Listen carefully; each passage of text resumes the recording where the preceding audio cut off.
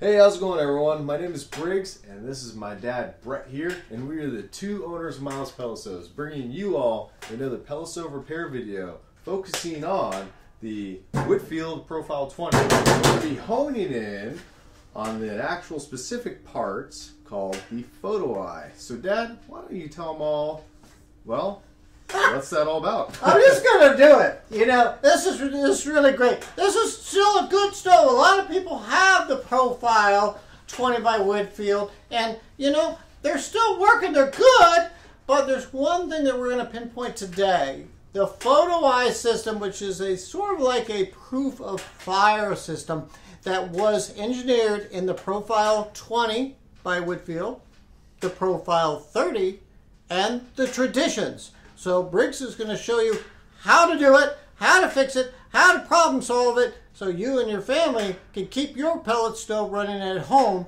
And as always, help us because we're building. Subscribe, like, and share. Let's go to work. Sounds good. Let's go, guys. Okay, friends, here we go. Before, as always, unplug your stove before you work on it. And if you feel uncomfortable, call your local service provider. And if you're local, call us at Miles Pellet Stoves. So here, these are the tools that you're going to need today. Just a small ratchet, 11/32. That's what you're going to need, 11/32. Small ratchet. There you go. A nice shop rag. A little bit of Never-Dull, or kind of a household cleaner, and we'll show you why as Briggs gets into this. But we're going to have some fun with this. I know you can do it. We appreciate you. Let's do it. Let's go! Alright, let's get started. So, first of all, we're going to be locating your photo eye sensor. It's going to be right inside your hopper, actually. It's going to be within this compartment right here. So, with your hopper lid up, and what we recommend is to empty your hopper so you can have all this room, and it's a lot less of a headache for you guys. So we're going to take our socket wrench and we're going to get to town. So we're going to be tackling this and these two over here. So this one, we're going to be completely taking this one out right here. Set that to the side. And for these two over here, folks, you don't have to take them out all the way. You just want to loosen them a little bit. And you're going to see why. So right there, I have them nice and loosened. And then we're going to gently take this plate out. Now, the photo eye is going to be attached to it, just as so, and you're going to have this wiring all kind of coiled up like that. It's good right here to kind of keep a mental note of how this wiring folded in. So when you do replace this, you can have it exactly how you see it as such. Because if you start moving this wiring all around, and because this is a photo eye system, if this thing's in the way right here, it's going to throw it off. So we want to avoid that. So when we take this off right here, we can set this to the side as so, or you can just nicely disconnect it. We're going to take this over here so it's safely out. Put this over here, not to confuse that one. And now the first part's done. So we're going to take a minute, folks. Right here, that's pretty simple, the actual photo eye sensor, but there's a part 2 to this. There's going to be a high heat plastic cover inside here. It's right about here, and they're red in color. And we want to take this out, and we want to clean that.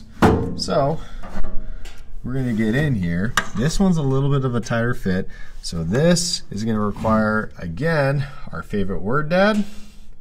Lots of patience. Ah, there we go, there we go. So I'm going to sneak in here, making sure I can get the right attachments.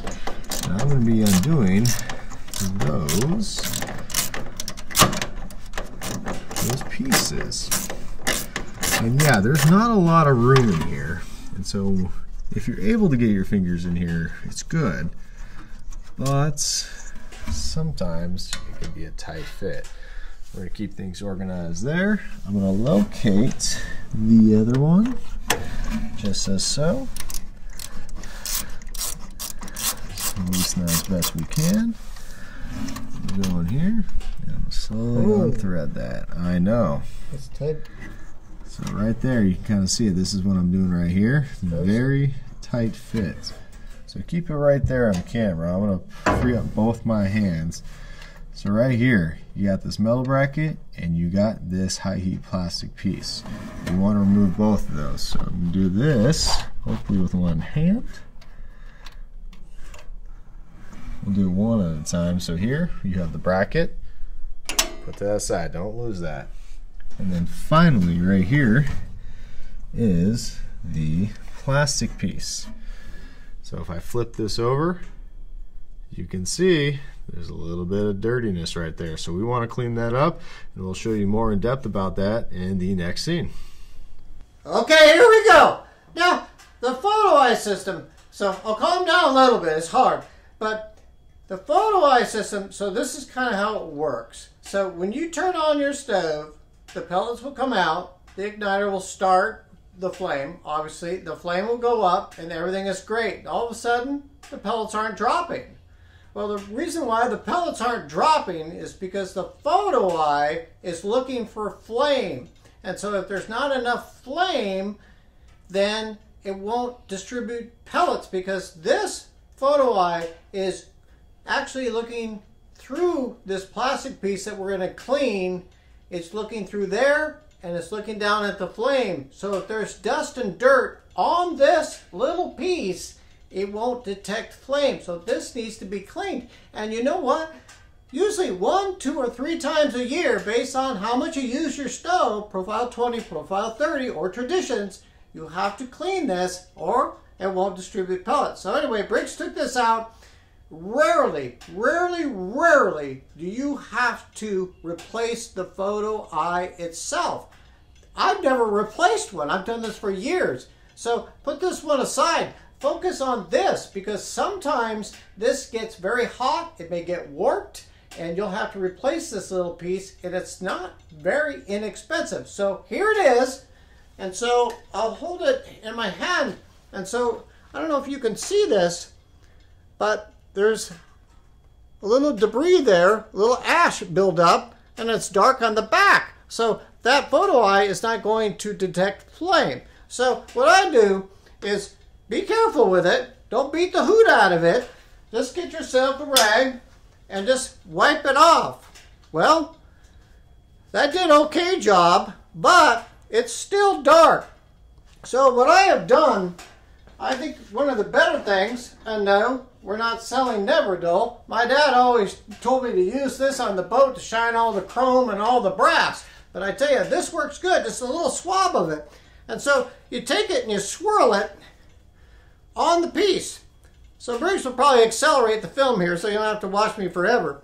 But anyway, I just kind of swirl it around on the side that's facing the flame, because that's what gets the most dirt.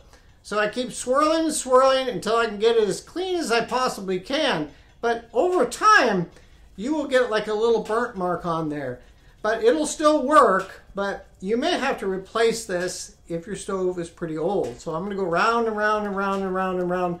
I'm doing the best I can, and I'm holding on to it, but I'm not going to put a lot of pressure on it or you'll break it. So once you have that in there and you rub it, you get it pretty clean, then set the Never Dull aside. You can still use it, and then use a rag, and you just kind of like be careful with it. Don't drop it, don't break it. And you get it pretty darn clean to where you can see pretty well through it. So you may see a little bit of darkness, but it's not going to affect it. This one is ready to go now, and Briggs is going to show you how to put it back in so your pellets will keep distributing and your fire will keep burning.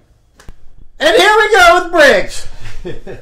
Yes, here we go. So let's put it all back. So over here, I'll show you all what we gotta do. So basically we're gonna be working backwards. We're gonna be connecting this plastic piece back with the bracket and putting it back in there so it covers up the hole right there, so then we can put the photo eye back in. So this part, again, it's a little bit of a patience game because you don't have a lot of room to work with, and this thing may shift around. You don't want to end up dropping it down that hole, so we're going to try to avoid all that. So to do that, we're just going to be slowly just taking it step by step. So right in here, Let me try another flashlight, see if we get more in there. Oh, that's too perfect. Much? I don't know. Oh, that's beautiful. Put it all over the camera. Good gracious. So I'm going to tuck myself in here just a little bit and set this so I can show you all real quick. Right there. Right about there, folks.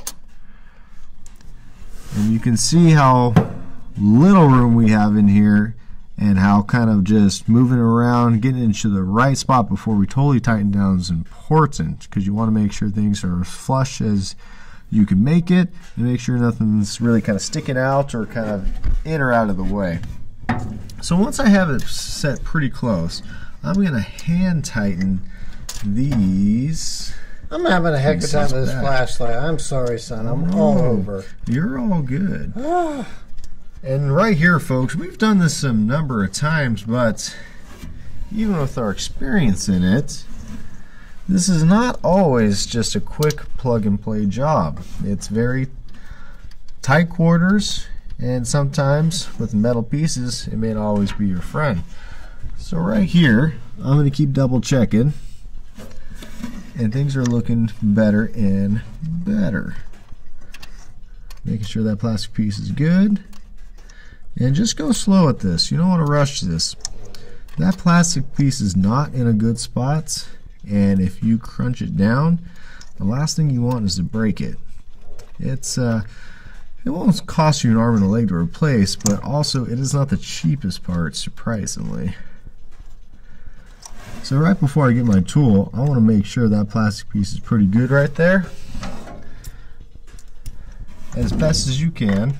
As long as it's protecting that hole right there, and as long as the photo eye is able to see through it, then you're golden.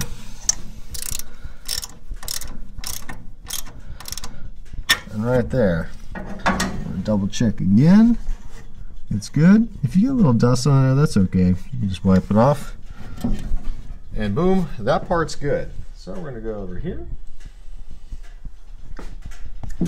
And we go in here. And we're slowly just getting the photo eye back in. So make your connections just as so. Just make sure they connect right. And we're going to be slowly tucking it in. And this is what I was talking about here, guys. Right here. Follow the wires through. Make sure they're not blocking the photo eye. Double check. Fold it in. It all kind of goes as so. Just like that. I'll hand tighten it. Get one last over here. And then we will finally photo tighten it. Or not photo tighten it, sorry. Tighten it. Photo tighten. I know. That's a new word! This is like 11:30 at night and we're doing this, but you know, we're doing our best. Nice job, Briggs. Thank you. So it's all good to go, ready for testing, and you know if you'll do it right when during the whole sequence of the stove, that is keeps distributing pellets and your stove keeps running. And that's it, folks. Hopefully this video's been helpful. Hopefully it solved your problem with your Whitfield stove. And always remember, like, share, subscribe. Helps us a lot and helps us keep growing as a business. And well, I guess you can finally call yourself a content creator. Welcome to the younger crowd, man. Oh my goodness. I tell you, stick with us here. You know, like, share, subscribe. I get it. It helps us help you and your friends and family. If you follow along with us, through the months, we're going to be showing more makes and models that maybe your friends and family do have, and we'll be able to help you at home save some money. We'll see you again on the next video, and we thank all of you. Thanks, guys. See you around.